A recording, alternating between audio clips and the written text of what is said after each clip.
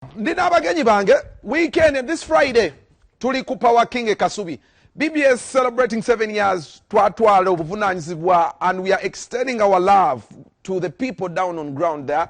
Twongera okuba nammwe, twongera okusanyukira wamu. Bwonsanga eyo nsaba kabia bobo kanywa naye lwakuba kati nze naluku kanyagala nnyo soda gyali Skyview gyali Skyview gyali nja kunywa Skyview sanyuso balaba abalungi afe tusanyuso kusanga sewa mweyanjule mwebani enteekateeka wagwa amanya ne dobozi bampita manager Sofia manager wa Power King Kasubi ku munaku pozi bagamba wate weeyise naye nze David Kirya kuva ku Power King sajja wa kabaka ow'ebbendo lyewa nva Luweero libendo oli muganda wawu limu ebitundutundu kale nsanyusa balaba baganda bange kyemanyiko you are working around the clock, you are breaking your backs for the day to be successful this Friday. Exactly kyekigendo kyemuteese kuteekedde abawagizi ba BBS Telefina. Abawagizi ba BBS Telefina tubategekedde ebintu bingi, parking erina ebintu bingi, tunaba tujaguza emyaka 7 ne BBS. Mujje tulina emipiira, abagala okuzanya emipiira, tulina sauna ku Power King, tulina mwina katafu. Tulina friendly match Never BBS, okay. Yes. Then ku parking tulina yo sauna, tulina yo steam, tulina yo kamassage baseba abali yo n'abakyala. Tulina yo bala restaurant. Ekuba paka kumaja Monday to Monday. Yeah. So tulagirire wa Power King tuli located Kasubi ku munaku mu junction wenyini ngokirira ku Masironge wa Kabaka awo wano we wati wenyini kalina empanvu gyolaba okay.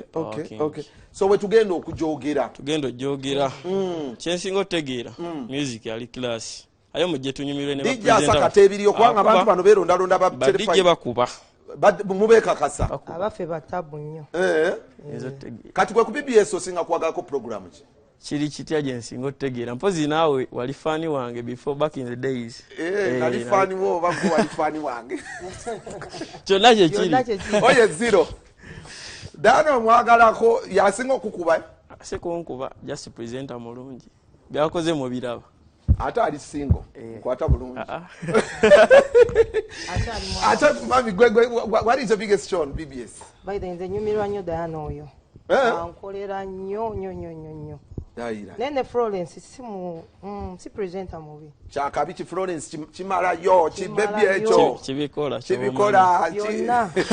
so you guys we are going to be there entrance mwatwadde kwa mwabikoze BBS yabikoze BBS yasasudde byonna twabisasudde teri kusasuza abantu kubanga yenteekateeka twagamba BBS ke sasudde bana abantu batwagira nnyo basasudde so omuntu ajje nalubuto lwenga luwagadde bulungi ka restaurant we kali ali emmere wayagala kasauna jayo te oyagala okwebaka ebisulo ebiri kabia nako temwakasedde kabia kabeyi ya bulijjo ya muntu nseko buseko kwegamba it's gonna be fun ate bangamye n'abayimbi gye bali abayimbi bangi by the way bangi sijja kumenyera Power King, how old is it in business? 3 years. Muli 3 years.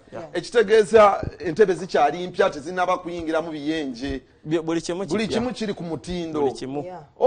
Okay, so bubaka kibuwa bana Uganda bolekera bana Uganda Power King. Bana Uganda mwenna abali eyo mwe bayikulaba BBS Telefina.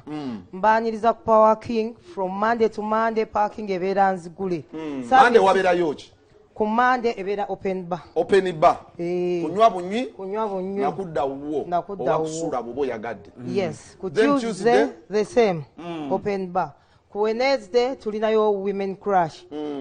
Oba mukategeddaako women crush bakazi mubeerayo imami bitubeerayo ebiringanga nze n'ebinsinga byonna gye biri kati basingo ne tujja ne mu crashingira okwo tumaliriza then ku Rokuna ebeera open bar leero ku Rokutano ku Rokuna open bar ku Rokutano ki ebeera TikTok naye kati ate yegaseemu BBS so kigenda kujja bagira simanyi nawe kale Saturday ebeera bucket night.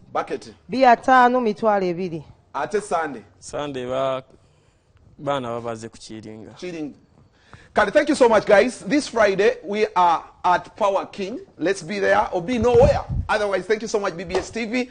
Tusinkano lunako Ranger Tash. I pray you get better soon. Whenever we appreciate and take your love seriously, by the way. The Florence is coming up with non-stop music. Stay blessed.